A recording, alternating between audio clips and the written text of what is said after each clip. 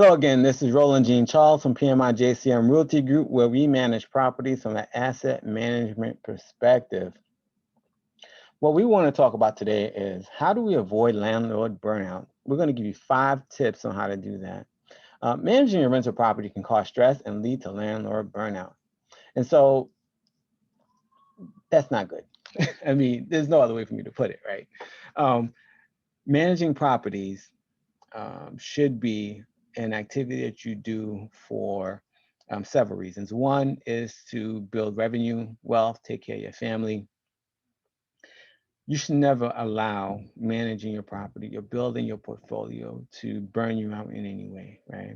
But it's a real phenomenon. It happens to us all. You know, we need to take a break sometimes, but sometimes it's just a matter of us not operating our property management portfolios in a way that doesn't lead to mistakes, oversights, and in the end, loss of revenue. We want to make sure that we manage everything that's on our plate because we have to deal with a lot as property managers. And as a rental property owner, you have to deal with even more, right? And so you want to make sure that you take the time to understand these 5 tips because these tips are going to help you streamline your business and really help reduce the amount of stress that you're experiencing managing your property and your portfolio. So the first tip that we have for you is to make sure you have a plan and stick with it. A lot of times, rental property owners and even property managers, we're running around putting out fires, one fire after another. You know, a wise person once told me, hey, Roland, you know, it's not your fault, but it is your problem. And so even things that you don't cause, you have to deal with. And when you have people living in your property, there are a lot of things that happen that you didn't cause, but you still have to go out and deal with, right? So make sure you have a plan, a process, procedures, policies, and stick to them. And there's some times where you're going to have to color outside the lines a little bit to get things done. But for the most part, if you stick with your plan and stick with your policies and procedures, and you have a direction and a goal that you want to go, it's going to help you with scheduling and maintaining your property over time. So that's the first tip, and I think it's very important. Have a plan and stick with it. The next tip I want to give you is only work with the best. Now, the best isn't always cheap. Well, the best is never cheap usually, right? Um, but I think one of the mistakes that property owners make that they try to find the lowest cost solution possible. And sometimes that's a good thing, right? Because it does add, return on your investment when you get something at a low cost. But if you get something at a low cost, but then you have to redo the work, doubling the cost, right, or redoing something can, cost you a lot more in the long run. So you want to make sure that you work with quality people and you work with quality products, regardless of the cost, right? You have to make it make sense for you based on what it is that you're doing. But only work with the best. Make sure you look at references, make sure you talk to other people that they've worked with, and make sure that you do that quality review so that you are not wasting your time and you don't have to have things redone because you've worked with someone or you bought a product that is inferior and really costs you more money than what it's worth, right? I really like this one, right? Like water off a duck's, like water off a duck.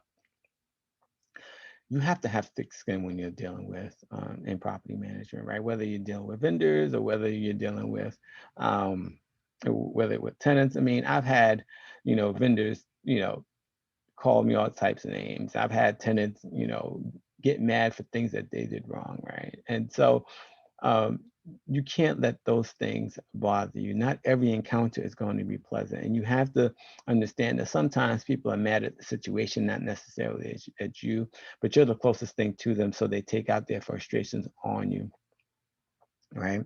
And so you have to be prepared for uncomfortable conversations and you have to let things roll off your back like water off a duck. Right. Like, and if you do that, you're going to keep yourself from burning out because you're not internalizing everything and letting everything stress you out. And if you're one of those people that, you internalize everything and you get stressed out really easy, then property management is probably something you need to let somebody else do on your behalf, even if you want to keep your properties.